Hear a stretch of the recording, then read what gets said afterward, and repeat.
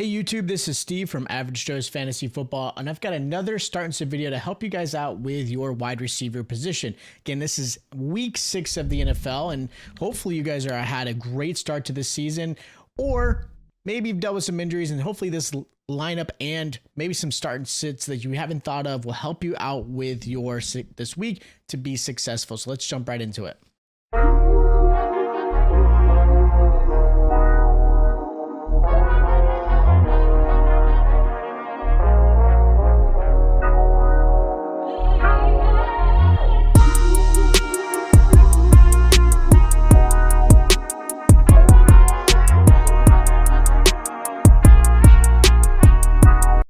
Now, week 6 is here, and if you haven't already, check out my other start and sit videos as well to help you guys out with your lineup questions. Of course, hit me up in the comments down below. I'd love to help you guys out there as well. And remember, there is a 9:30 Eastern, 6:30 Pacific early UK game, so make sure you guys are obviously paying attention. We've got the Bears and the Jaguars, so make those lineups ready and prepared. That way you're not sleeping through and then maybe miss out. So make sure you guys are doing that. And of course, there are 4 teams on a bye. You've got the Chiefs, the Rams, the Vikings, and the Dolphins, I think, this week as well. So there's quite a few decent wide receivers, especially players like Tyreek and Jefferson and things like that will be not in your lineup this week. So you're going to have to obviously, hopefully, this video helps you guys out. Now, these are your obvious starts at the wide receiver position. Not a huge list this week. This week is a little bit tougher. A lot of teams are on bye. You've got obviously injuries, and there are some players that just have not been really performing up to par. So hopefully this list helps you out. Now, my first wide receiver I'm going to recommend as a good start this week is going to be DJ Moore versus the Jaguars. What a great week 5 performance DJ put out last week. He finished with 105 yards, 2 receiving touchdowns, and put up 27 fantasy points. It was one of the better games for him this season, and he's always shown flashes of that. I mean, look at last season with Justin Fields. DJ Moore was one of the best receivers in the game. Prior to that, though, he was consistently putting around 11 fantasy points, which was okay. Wide receiver 3, flex type of position, but he was still seeing an average of 9 targets per game. That is the one thing that I will give credit, is that he is still consistently seeing a lot of targets his way, which is why he should always be in your lineup, because he's always possibly going to have a big game. Now, this is a great matchup against the Jaguars in London, who are allowing 19 points per game to the wide receiver 1, and also have allowed a touchdown per game. And out of the last 5 games, 3 of them are allowing 130 yards or more. So the matchup is there. I think it's going to be a great game between the Jaguars and the Bears. I think Bears end up winning this one, even though Jaguars essentially call London home. They've always performed really well overseas. But I really like DJ Moore a lot this week.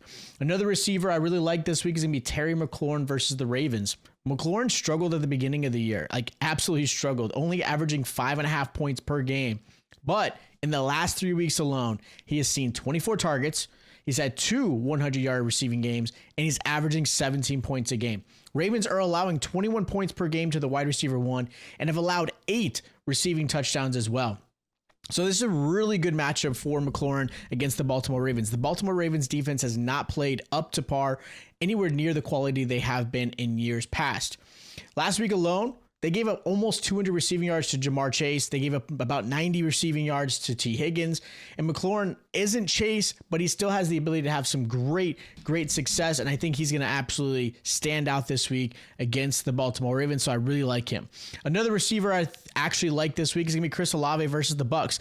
Now, Olave has been so inconsistent, but I will say he definitely falls in that not matchup proof type of category. I've actually been pretty good at predicting when Olave struggles, and a lot of it has to do with his matchups. Whatever quarterback he faces will end up being his determination. And the one thing I will say, this is a great week for him against the Bucs. The Bucs are dealing with injuries in the secondary. They're allowing 17 points per game. They just gave up 2 100-yard receivers last week alone. So this is a really good matchup. And the Saints right now, obviously, are going to be putting Rattler in instead of Derek Carr due to the injury. And I actually think that's a benefit. I think Rattler's going to actually have a really good game. I think he's going to lean on Olave as his receiver to give him some points. So I really like this one.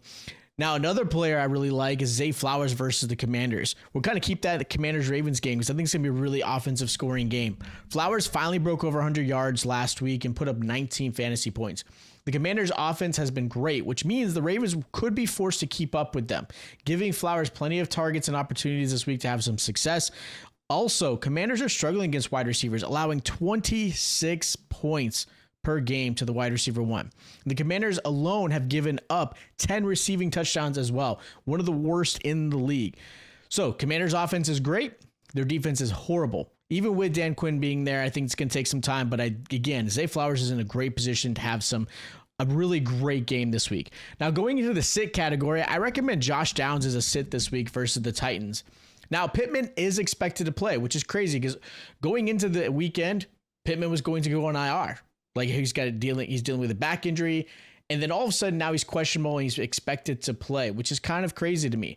Whether you play Pittman or Downs, both of them I don't trust this week. Now I put Downs here because of the two receivers, I think Downs probably gets a little bit more targets his way because I think, again, Titans have actually done a really good job against the wide receiver one. But in general, the Titans are actually really good against receivers, holding them to 9.8 points per game. They have not allowed any more than 67 receiving yards at all this season, and they also have not allowed a receiving touchdown. On top of that, Anthony Richardson is expected to play. I know there's a lot of going back and forth. I do expect him to play, which means you've got a passer who has not played very well. He is not up to par at all to what we're expecting. I think Flacco is a better quarterback when you're talking pure passing. So give Anthony Richardson some time, but struggle this week. I think Titans actually end up winning, and I think Josh Downs and Pittman struggle. Now, another receiver I'm going to recommend sitting, but might be tough for most of you to do, is going to be Brian Thomas Jr. versus the Bears. Again, that Sunday morning game is going to be a good one. This is going to be really tough for Brian Thomas to be sitting because he is wide receiver 11 so far this season. He has been very, very good for the Jacksonville Jaguars. The Bears defense, though, is legit. They're really tough. They've actually done a great job against receivers, holding them to only 12 points per game, and they've only given up one receiving touchdown so far. Thomas may see targets, but expected this week is Evan Ingram, their Pro Bowl tight end. Probably Trevor Lawrence's favorite receiving target. And the fact that Evan Ingram gets to finally get his first game into the season, I think will eat at the targets that Brian Thomas has been able to receive. I do think Brian Thomas struggles this week. Another receiver I don't like this week is going to be Keon Coleman versus the Jets. A lot of it obviously is going to be the fact that Shakir may miss this game. Nothing's been completed yet. He's questionable. It's a Monday night game, so it's always one of those tough ones when it comes to fantasy when you're dealing with Monday night. But if Shakir does sit, Coleman ends up being the wide receiver one for Josh Allen. But you got to give credit to the Jets. They're not a great team overall. Defensively, they could be better, but they still have Sauce Gardner, and Sauce Gardner has been amazing this season. One thing I will say, the Bills also are trying to lean more on the run. Even though James Cook is injured, they're still going to rely on both him, Josh Allen, maybe Ray Davis. We'll see how things go. The Jets are also only allowing 77 receiving yards and only allowed 2 receiving touchdowns this season. So a really tough matchup. I don't like this one for Keon Coleman if you plan on starting him. And the last receiver I'm going to recommend as a sit, Mike Evans versus the Saints. It's the Lattimore game. Let's just call it what it is. Evans will be hard to sit. I get it because he's been fantastic this season. But Evans against his nemesis in Lattimore has been very, very tough.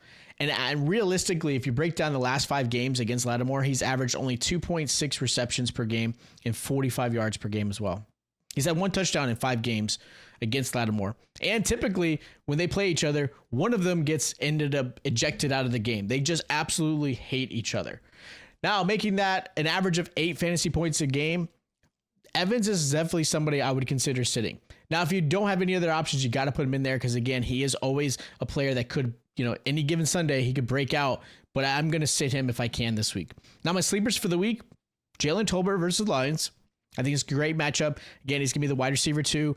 The Lions are going to obviously put up points, which means Dallas has to keep up, and you can't completely rely on CeeDee Lamb. Tolbert has to step up, and I think he will this week. And then I got Jaden Reed versus the Cardinals. Cardinals actually have struggled against wide receivers that are like Reed. He can obviously be open in the middle. He can be open in short plays. And, of course, he is a deep threat when given the chance. Reed has been obviously Jordan Love's favorite target this week. and in this whole season since he's played. So I really like both of those guys. So those are my start sits and sleepers for week 6 of the NFL. If you guys have questions, hit me up in the comments down below. I'd love to hear from you. Of course, if you guys haven't already, make sure you guys check out my other start sit videos. Hit that subscribe button, hit that like button. I'll check you guys out next time.